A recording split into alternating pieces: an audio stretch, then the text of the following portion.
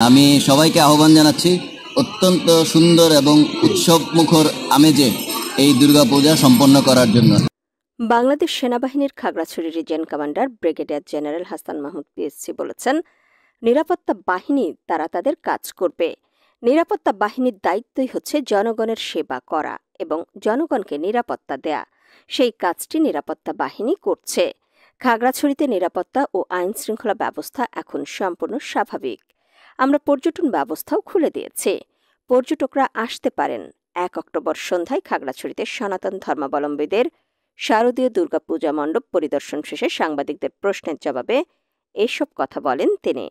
Region commander brigadier general Hasan Mahmud এ সময় আরও বলেন, এবং দুর্গাপূজার পরেও যাতে যে কয়েকদিন ছুটি আছে তারা তাদের পরিবারের সাথে সময় কাটিয়ে তাদের নিজ নিজ কর্মস্থল বা শিক্ষা প্রতিষ্ঠানে ব্যাক করতে পারে সেই আশা করছি।